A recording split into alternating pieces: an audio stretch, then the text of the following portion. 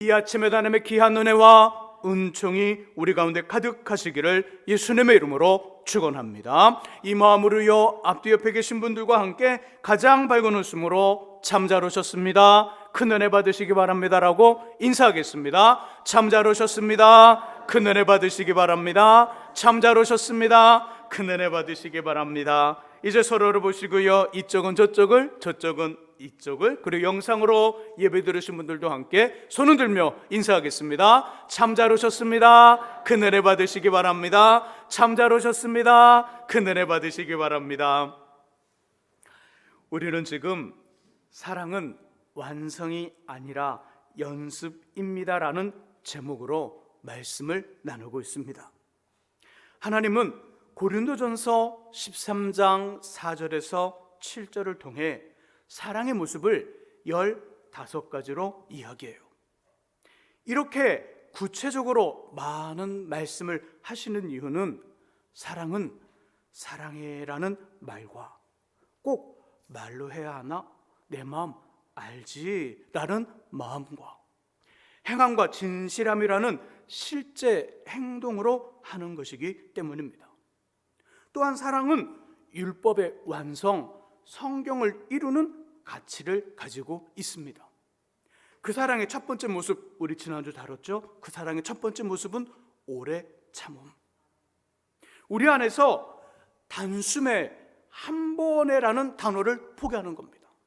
그리고 우리가 함께 살아가는 사람들과 믿음의 성도들, 우리의 소중한 사람들의 자람과 변화의 속도를 우리가 아닌 저 사람, 상대방에게 넘겨주는 거예요. 그들이 잘하며 성장하고 괜찮아지기를 기다려주는 거고, 참아주는 거며 믿어주는 겁니다. 기대해 주는 거예요. 하나님 은혜로 가득히 채워 곁에 있는 사람들을 향한 잃어버린 기대를 회복하고요, 그들을 향한 높아진 기대는 낮추고 배려심은 높여 그들 안에 꽃이 피며 열매 맺을 때까지 참고 또 참는 사랑으로 율법을 완성시키는, 말씀을 이루시는 삶이 되기를 주님의 이름으로 축복합니다. 저는 한 주간 말씀을 준비하면서 고민에 빠졌었어요. 이번 주제가 사랑은 완성이 아니라 연습입니다, 이 주제인데, 이 주제에 아주 중요한 세 단어가 있잖아요. 사랑, 완성, 연습. 이 세 단어에 어떤 연관성 있을까? 그 연관성을 어떻게 잘 정리하면 좋을까 고민에 빠졌어요. 그리고 나름의 답을 찾았습니다. 우리 본문 18절과 19절을 함께 읽어봅니다. 18절과 19절의 말씀 읽습니다. 능히 모든 성도와 함께 지식에 넘치는 그리스도의 사랑을 알고 그 너비와 길이와 높이와 깊이가 어떠함을 깨달아 하나님의 모든 충만하신 것으로 너희에게 충만하시게 하기를 구하노라. 아멘. 바울 선생님, 에베소 교회 성도들을 위해 기도하는 장면이 오늘 본문 3장 14절에서 19절이에요. 그들의 세 가지를 기도합니다. 하나님, 에베소 성도들에게 성령의 충만함을 주옵소서. 그래서 그들의 심령을 강하게 만들어 주옵소서. 하나님, 그들에게 믿음을 더하셔서 주님이 그들 안에 있고 그 믿음의 삶이 어떠한지를 알게 하시옵소서. 또 한 가지, 하나님, 그들 안에 예수의 사랑을 알고 깊은 사랑을 경험하게 하소서. 그 세 가지 기도 중에 18절과 19절의 말씀 속에 보니까 18절에 주님의 사랑에 대해 18절에 어떤 단어를 썼냐면 지식이라는 단어를 써요.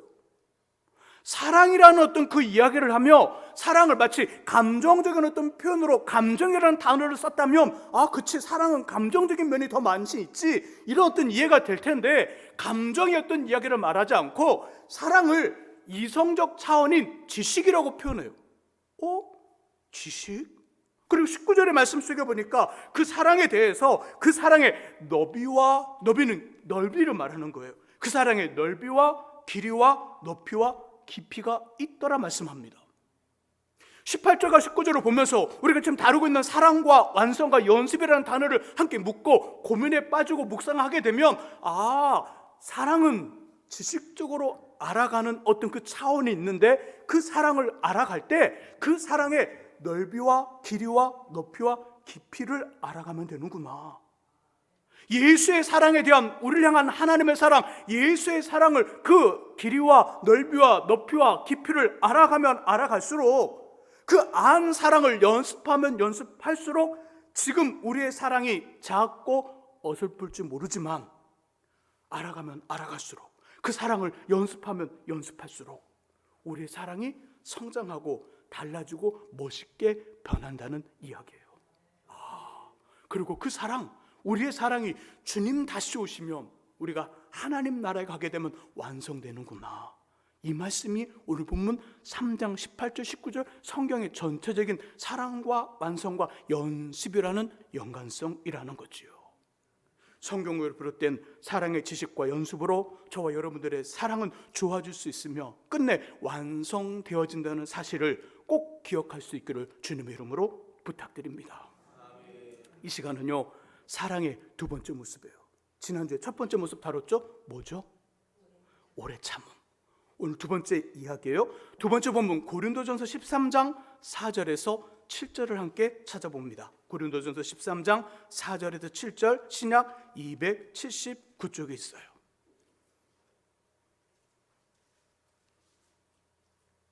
(279쪽) 함께 읽어봅니다. 읽습니다. 사랑은 오래 참고 사랑은 온유하며 시기하지 아니하며 사랑은 자랑하지 아니하며 교만하지 아니하며 무례히 행하지 아니하며 자기의 유익을 구하지 아니하며 성내지 아니하며 생각하지 아니하며 불의를 기뻐하지 아니하며 진리와 함께 기뻐하고 모든 것을 참으며 모든 것을 믿으며 모든 것을 바라며 모든 것을 견디느니라. 아멘. 사랑의 두 번째 모습, 사랑은 온유합니다. 한번 따라해 볼까요? 사랑은 온유합니다. 그죠? 사랑은 온유합니다. 그 온유, 사랑의 15가지 모습을 3가지 테두리, 속도와 시간, 방향, 그리고 태도와 자세로 정리할 때 어디에 해당할까요? 이 온유는 지난주에 봤던 오래 참음은 뭐죠? 시간과 속도의 차원이었다면 온유는요? 방향이에요? 태도와 자세? 아니면 시간과 속도인가요? 태도와 자세예요. 태도와 자세. 이 온유를 다른 말로 좀 더 쉽게 표현하면 온유를 친절이라고 표현해요. 사랑은 온유합니다. 그리고 온유한 사랑은 친절합니다. 이렇게 이해를 해놓으면 온유한 사랑은 친절하구나. 친절하구나. 저와 여러분들이 온유하며 친절한 사랑을 하고 그것을 우리와 함께 살아가는 사람들과 믿음의 성도들 그리고 소중한 사람들이 맞아, 저 사람이 나를 온유하게 사랑하고 있구나, 친절하게 사랑하고 있구나 알려면 그 사랑에 몇 가지 갖춰야 될 것들이 있어요. 온유한 사랑이 있어야 되는 것, 이래야 내가 온유한 사랑을 하고 있고 저 상대방도 나에게 맞아, 저 사람 나를 지금 온유한 사랑을 하고 있구나 안다는 거예요. 자, 우리 요한복음 21장을 찾아볼게요. 요한복음 21장의 말씀 신약 184쪽에 있어요. 요한복음 21장을 찾아보세요. 자, 요한복음 21장은요 주님이 로마 군인들에게 잡혀 십자가의 죄인으로 죽은 것을 보고 실망한 몇 명의 제자들이 고향에 돌아가 원래의 직업인 물고기를 잡는 장면의 이야기입니다. 이들을 향한 예수의 모습을 자세히 관찰해 보면요 오늘 우리가 나누고 있는 친절하며 온유한 사랑이 이거구나 쉽게 알 수 있어요. 자, 우리 9절의 말씀 읽어봅니다. 요한복음 21장 9절의 말씀 같이 읽습니다. 육지에 올라보니 숯불이 있는데 그의 생선이 놓였고 떡도 있더라. 아멘. 자, 물고기를 잡던 제자들이 배에 올라왔더니 무엇과 무엇이 있었을까요? 9절에 보니까 일부의 배에서는요 2가지만 탔더라고요. 일부의 배 2가지만. 제가 분명히 무엇과 무엇 3개를 말했는데 일부에 보신 분들은요 2가지만 말씀했어요. 자, 2가지 뭐라고 말했을까? 일부에 보신 분들이 생선과 떡. 어떻게 하셨어요? 우리에겐 생선과 떡이 중요한 거, 그죠? 생선과 떡, 그 다음에 또 뭐? 숯불. 역시 2부에 보신 분들은 이렇게 좀 수준이 1부 오신 분들 말씀하면 안 돼요. 우리끼리 비밀이에요. 거기에 3가지가 있었어요. 무엇과 무엇? 숯불과 생선과 떡이 있었어요. 우와, 숯불 따뜻해요. 추워요? 따뜻해요. 혹시 바다에 가서 낚시를 해보셨나요? 바다 낚시. 더운 관광지에서 갑자기 아무런 준비 없이 바다 낚시를 하면 반팔, 반바지를 입지만 대부분 바다에 가서 낚시를 해야 되는 경우 바다 낚시 가자 그러면 준비하는 거 있어요. 바다 낚시할 때 반팔, 반바지는 안 돼요. 뭘 입을까요? 얇아도 긴 팔, 긴 바지 그리고 얇은 바람막이 잠바를 입어요. 왜죠? 추우니까 그래요. 여름에도 이 복장을 해요. 여름에도. 겨울에는 좀 더 두꺼운 긴 팔, 긴 바지, 잠바를 입지만 여름에도 얇은 바람이 잘 통하는 긴 팔, 긴 바지 그리고 잠바를 입어요. 왜요? 추우니까. 본문의 제자들 3절과 4절을 보니까 시간이 밤을 지나 어느 시점이 됐어요? 새벽이 됐대요. 밤을 지나 새벽이 되었더라. 얼마나 추울까요? 얼마나. 일반 우리나라에서도 밤을 지나 새벽이 되면 추운데 여기는요 낮에는 엄청 뜨겁고 밤에는 그 뜨거운 만큼 밤에는 추워지는 동네예요. 그런 지역이에요. 그러니까 밤에서 새벽이 갔더라 엄청 많이 추웠다는 거죠. 이때 숯불이 뭘 해줘요? 추위를 녹여줘요.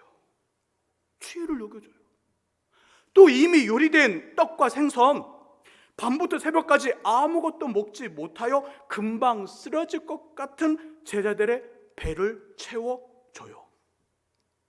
친절하고 온유한 사랑이 있어야 될 그 친절하더라 온유한 사랑을 하더라에 반드시 있어야 될 것을 말하고 있습니다. 자, 주님 제자들이 이런 상황을 알고 숯불과 떡과 생선을 준비한 거예요. 그리고 예수님 이렇게 말씀하죠. 배 오른편에 그물을 던지라. 밤새 한 마리도 잡지 못했던 이들에게 그물이 찢어질 정도의 물고기를 주십니다.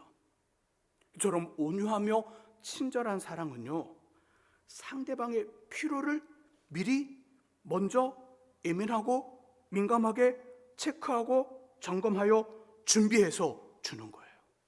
다시 한번요. 온유하고 친절한 사랑은 상대방의 필요를 미리 먼저 예민하고 민감하게 체크하고 점검해서 준비해 주는 거예요. 자, 우리 집에 손자가 왔네요. 손녀가 왔네요. 할아버지, 할머니 어떡할까요? 아이고 왔어. 이리 와. 일로 와. 할아버지야. 이렇게 하죠 보통. 자, 근데 할아버지 할머니 진짜 이것만 할까요? 손자 손녀 온다면 어머니 아버지 언제 갈게요? 그러면 온다는 날짜 요일에 못해도 한 2-3시간 반나절 전에는 어디 가세요? 할아버지 할머니들. 아, 목사님 그때 노인정 가요? 그러면 또 이게 안 돼요. 그때 어디 갈까요? 마트 가요. 마트. 왜? 맛있는 사러 가려고. 그죠? 손자가 손녀가 딸기를 좋아해요. 딸기. 요즘은 딸기 좀 갔으니까 키를 좋아해요. 근데 나는 평상시 어떤 키 먹어요? 그린 키. 녹색 키만 먹어요. 그린 키. 근데 이 손자 손녀는 초록을 안 먹는데요. 뭐만 먹어요? 그죠? 골드? 그죠? 노란색 키만 먹는데요. 그러니까 그린하고 골드랑 어느 게 더 비싸요? 골드가 비싸요. 골드잖아요. 골드. 예. 그래서 자신은 평상시에 잘 못 먹는 그 골드 키를 그것도 요만한 거 살까 아니면 이딴 많은 거 살까요? 이딴 많은 거에 2배인 이딴 많은 거를 사와요. 또 애가 야채보단 나물보단 고기를 좋아하네? 그럼 뭐 사요? 고기, 일반 고기 안 사잖아요. 우리는 맨날 먹으면 돼지 뒷다리 앞다리 그것만 먹는데 이 손자 손녀를 위해서는 어떤 거 사갈까요? 뭔지도 모르는 한우를 사가. 한우를 사가서 어떻게 해요? 애 오면 살짝 안고 어떻게 해요? 골드 키 칼로 깎아갖고 어떻게 해요? 또 며느리 보고 어머니 그러면 안 될까봐 살짝 숨 막고 이렇게 넣어주고, 소고기도 어떻게 해요? 소고기 막 구워갖고 또 어머니 그러면 안 될까봐 옆에서 입에 넣어주고 막 그러잖아요. 이것만 해요? 또 애가 좋아하는 장난감 사요. 뭐죠? 이 손자 손녀는 할아버지 할머니 집에 간다면 대박이야. 왜요? 자기 필요한 게 다 들어오거든요. 바로 이런 거예요.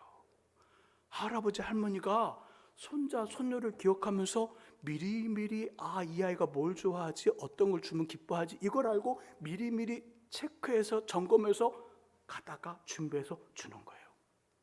이게 지금 주님이 제자들을 바라보면서 숯불과 이미 구운 생선과 떡을 주면서 베풀었던 그 친절하고 온유한 사랑과 같다는 거예요. 이게 있어야 돼요. 두 번째는요, 12절에 있어요. 첫 번째 그거라면 두 번째로 있어야 될 그 두 번째 이야기는 12절에 있습니다. 자, 12절의 말씀 같이 한번 읽어보죠. 12절 말씀 읽습니다. 예수께서 이르시되 와서 조반을 먹으라 하시니 제자들이 아는 거로 당신이 누구냐 감히 묻는 자가 없더라. 아멘. 자, 12절 중간에 보니까 생선을 잡으러 온 제자들이 지금 그들 앞에 있는 저 사람, 저분이 누구라고요? 주님인 줄 알았어요, 몰랐어요? 알았대요. 주님인 줄 알았더라. 이번에 예루살렘에 올라가면 십자가에서 죽을 것이다. 그리고 3일 만에 다시 살아날 것이니 갈릴리에서 보자. 이렇게 말씀하신 분, 이렇게 말하고 죽고 부활하셨어요. 이미 몇 명의 여인들과 몇몇의 사람들이 다시 사신 예수를 만났다고 해요. 근데 베드로를 포함한 7명의 제자들은 낙심하고 실망해서 사람을 낚는 어부가 되라는 주님의 명령을 잊어버리고 과거로 돌아가 생선을 잡고 있어요. 이 사람들이 지금 자신들 앞에 있는 분이 누구라고요? 미래 예언하시고 예언한 그대로 죽고 부활한 예수라는 것을 알고 있어요. 자, 그러면 이 예수는 이 제자들을 향하여 어떤 말을 해야 될까요? 어떤 말? 야, 이게 뭐니? 이래야 되지 않아요? 인상 쓰고, 그죠? 눈꼬리 올리고, 그냥 얼굴 확 그어갖고, 얼굴 딱 이렇게 그어갖고, 딱 이렇게 검정게 만들어갖고, 그죠? 야, 그것밖에 안 돼! 너희 믿음이 그것밖에 안 돼! 오병이의 기적을 나와 함께 했잖아. 나사로를 살렸잖아. 이거 경험해서 못했어. 베드로, 넌 무리로 걷어봤잖아. 이런 막 책망해야죠. 보통 이렇게 책망하는 게 맞아요. 근데 예수님 뭐라고 그랬을까요? 그 제자들을 바라보면서 뭐라고 말씀해요? 밥 먹자. 밥 먹자. 와서 조반 먹자. 와서 조반을 먹으라. 그 말씀해줘요. 와서 조반을 먹으라. 맞아요. 친절하며 온유한 사랑은요, 부드럽고 따뜻한 거예요. 부드럽고 따뜻한 거예요. 저를 딱 봐보세요. 저를 딱 보면 어떤 느낌이 드세요? 학교집, 모범생, FM 그 느낌 드세요? 아니면 F 다음에 그 다음에 안 나타나는 뭐지? 어떤 그런 마음이 드세요? 그죠? 또 이때 목사님을 보면 알 수가 없어요. 이렇게 나오는 분은 안 계시겠죠. 근데요, FM은 제가 학교와 집밖에 몰랐던 제가 학창시절에 가출을 했어요. 일부는 우와 그냥 다 졸고 있다가 제가 가출했었더니 우와 거기에 눈을 뜨더니 이분은 다들 경험이 있으신가 봐요. 그래서 제가 우리 성도님들 중에 목사님 우리 애는 막 그러면 제가 그 말 할 때 제 마음속에 이런 마음이 있어요. 그래도 가출은 안 하시잖아요. 속 썩여요 목사님. 그래도 가출은 안 하시잖아요. 말은 하지 않지만 제 속으로 그 말해요. 전 가출을 했어요. 가출을 했다가 며칠 만에 집에 왔어요. 가출할 때는 이 부푼 얘들아 그렇다고 가출하면 안 된다. 제가 지금까지 말을 안 한 이유가 있어요. 애들이 따라할까 봐 말을 한 번도 안 했거든요. 이 가출할 때는요, 이 거품이 가득 차서 가출할 용기가 생기는데 며칠 지나면 이 거품이 빠지니까 돌아올 때는 이 거품이 있으면 잘 돌아올 텐데 못 돌아와요. 왜 못 돌아오죠? 무서워서. 집에 왔다가 혼날까 봐.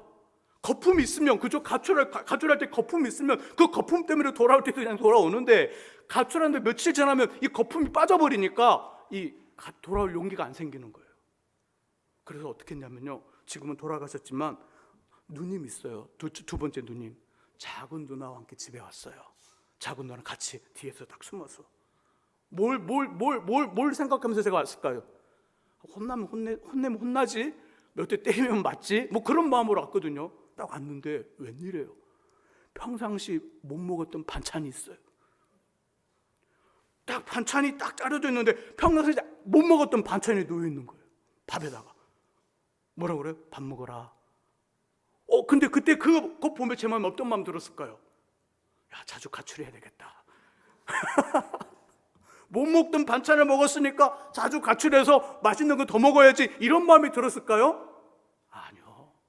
그걸 보면서 제 마음이 쑥 컸어요. 제 마음이 성장했어요. 그리고 다시는 가출을 할 생각을 하지 않았어요. 왜죠? 가출이 힘들어서 안 해요. 돌아왔을 때 따뜻한 밥 먹어라. 요거. 이 친절하고 이 따뜻한 사랑, 친절하고 온유한 사랑이, 그 부모님의 이 따뜻하고 온유한 사랑이 저의 마음을 딱 가라앉히고, 아, 그렇지. 그러면서 제 마음이 성장하고 제 인격이 성숙되는 것을 그때 느꼈어요. 친절하며 온유한 사랑은 부드럽고 따뜻합니다. 상대방을 깨지기 쉬운 유리굿을 대하듯 조심스럽게 포근한 마음으로, 수처럼 은은한 눈빛으로, 살살 녹는 솜사탕처럼 격려하고 위로하며 세워주는 말을 하는 거예요. 독 있는 이야기를 하는 것이 아니라, 가시 돋친 이야기를 하는 것이 아니라, 그렇게 세워주고 위로해주는 그 따뜻함이 말로 전달되어지는 거예요. 소중한 사람의 이야기에 활짝 웃으며 맞장구를 쳐줍니다. 그 사람의 말과 감정에 함께 공감하여서 함께 욕도 하고, 함께 칭찬도 하고, 함께 웃기도 하고, 함께 울기도 합니다. 이렇게 어떤 일이 벌어질까요? 이렇게 하면 그 사랑을 받고 있는 사람이 깜짝 놀라요. 감동하고 감격하며 오늘의 힘듦을 잊고 내일을 시작할 수 있는 힘을 얻어요. 그 사랑을 받는 사람들, 그 사랑을 공감하는 사람들, 그 사랑 안에 있는 사람들, 그들 마음속에는요, 어떤 마음이 생기냐면 오늘의 힘듦을 다 잊어버린다는 거예요. 오늘의 아픔을 잊어버린다는 거예요. 오늘의 스트레스를 딱 떨친다는 거예요. 그리고 내일을 향해 도전하는 거예요.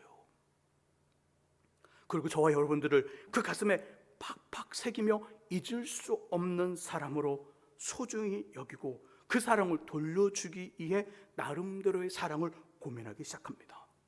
성경은 이렇게 따뜻하고 친절한 사랑, 온유한 사랑을 하는 사람을 향하여 이렇게 말하기를, 그는 하나님과 사람에게 은총과 은혜를 받고 귀중히 여김을 받으리라. 잠언 3장 4절과 4절 말씀이에요. 그 사람을 하나님, 사람들 은총과 귀중히 여김을 받고 은혜를 주더라. 친절하고요 온유한 사랑 하실 수 있기를 주님의 이름으로 축복합니다. 자, 그럼 그 방법 뭘까요? 어떻게 하면 될까요? 아주 간단해요. 우리 안에, 내 안에 여유, 여지가 있어야 돼요. 그리고 힘이 있어야 돼요. 내 안에 여유, 여지, 힘이 있어야 됩니다. 너무 외부에서, 밖에서 힘을 다 쓰고 에너지를 다 쓰고 돌아오면 그 사랑 할 수 없어요. 내 안에 여유, 여지, 힘이 생기려면요, 쓸데없는 말, 필요 없는 말, 나와 상관없는 일에 참견하는 말을 줄이셔야 돼요. 말을 적게 하세요. 말 많으면 에너지 많이 나갑니다. 말을 줄이세요. 사람과의 만남도 줄이세요. 텔레비전 드라마와의 만남도 줄이셔야 돼요. 충분히 잠을 자되 지나친 수면 하지 마세요. 생각 많은 것 50% 줄이세요. 그 50%, 우리 생각의 50%는 필요 없는 생각들이거든요. 생각의 50% 줄이세요. 대신에 그 줄어든 말과 어떤 감정과 우리 어떤 생각들, 그 자리에 하나님과 우리 나만의 시간과 공간을 확보하세요. 그리고 그 안에서 오래 참고 온유한 주님의 사랑을 경험하는 거예요. 맞아. 왜요? 사랑은 배워가는 거니까. 지식이라고 말했잖아요. 사랑은 넓이와 너비와 깊이와 높이가 있다고 말씀했잖아요. 그 주님의 사랑을, 그 비워진 공간에서 그 하나님의 사랑을 경험하고 체험하면 그때 우리 삶에 더욱더 불필요한 일들과 사람들과 감정들이 정리되고요, 치워지며 그 자리에 소중한 사람들을 돌아보며 친절하게 사랑할 수 있는 여유와 공간이 생기고 힘이 있게 돼요. 이 사람 저 사람 만나서 얘기하고 감정적인 소모를 하고 완전히 지쳐서 바닥에 대서 집에 들어왔어요, 우리가. 근데 내 사랑하는 남편과 아내, 내가 진짜 사랑하고 사랑을 줘야 될 아이들, 이 소중한 사람들이 왔는데 이들도 밖에서 공부하고 여러 가지 어떤 일들 하다가 바닥에 대서 들어왔어요. 자, 우리가 지금 이 자녀들과 사랑하는 사람에게, 남편과 아내에게, 가족에게 사랑을 줘야 되는데 내가 지금 바닥이네요. 바닥이니까 사랑을 줘야 되는데 그 줘야 되는 그 말이 어떻게 나가냐면, 말이 어떻게 나가냐면 이 힘들어하고 있는 이 아이들과 이 남편과 아내에게 뭘 해요? 채워줘야 되는 사랑을 요구하고 있어요. 내가 빠져 있으니까, 내가 힘드니까, 내가 바닥이니까. 그러니까 이쪽은 어떤 힘이 들까요? 하루 종일 힘들게 들어왔는데 딱 들어왔더니 이 사람도 내 사랑을 요구하고 있고 이쪽도 네 사랑을 요구하고 있다 보니까 둘이 어떻게 돼요? 갈등하는 거예요. 하지만 내 안이 방금 전에 말씀드린 것처럼 시간을 확보, 공간을 확보해서 그 안에서 하나님과 어떤 깊은 어떤 사랑의 어떤 사랑을 경험해서 내 사랑이 이렇게 하나님 사랑으로 가득 차서 그 사랑을 전달자가 되면 이쪽 사람들이 힘들어 바닥에 났을 때 줄 사랑이 있잖아요. 채워줄 사랑이 있잖아요. 이것이 온유하고 친절한 사랑할 수 있는 방법이라는 거예요. 이렇게 건네주는 거예요. 그러면 여기서 예쁘고 아름다운 일들이 벌어져요. 오늘 말씀을 들으며 번뜩 생각나시는 분 있을 것 같아요. 그 사람이 우리의 친절하고 온유한 사랑의 대상이에요. 아, 그 사람한테 나의 온유하고 친절한 사랑을 줘야겠다. 이 사랑을 매일 하면 좋겠지만 처음부터 그렇게 안 돼요. 일주일에 하루만 정하세요. 하루 중 어느 시간만 정하세요. 점심이든 저녁이든. 그래서 정해놓은 다음에 우리의 입장 말고 그 사람의 입장에서 필요한 것들을 곰곰이 생각하며 찾는 겁니다. 누구의 입장이요? 나의 입장? 아니면 상대방의 입장. 상대방의 입장 찾는 거예요. 찾아서 너무 과하지 않게 적당하게 준비해서 최고로 따뜻한 마음과 눈빛과 말로 전달하는 거예요. 분명 그렇게 사랑하면 우리의 사랑 위에 하나님의 사랑이 더해질 거예요. 그 사랑이 더해지면서 세상이 줄 수 없는, 세상에서 전혀 찾아볼 수 없는 최고의 행복 느껴지기 시작합니다. 이 사랑으로 최고 행복한 삶 살아가는 저와 여러분 꼭 될 수 있기를 예수님의 이름으로 축원합니다. 기도하겠습니다. 하나님 아버지, 맞습니다. 하나님은 우리를 따뜻하고 친절하고 온유하게 사랑해 주십니다. 그리고 우리에게 그 사랑을 하라고 합니다. 아버지, 우리 안에 아버지 또 바쁘고 많고 많은 일들과 말과 어떤 모습들을 또 내려놓고 정말 중요한 일들을 하면서 그 비어진 곳에서 하나님과 어떤 공간의 여유, 또 공간의 시간의 어떤 만남을 통하여 하나님의 사랑으로 가득히 채워지게 하시고 그 사랑을 전달하는 우리 되게 하여 주옵소서. 예수 그리스도의 이름으로 기도합니다. 아멘. 이제 우리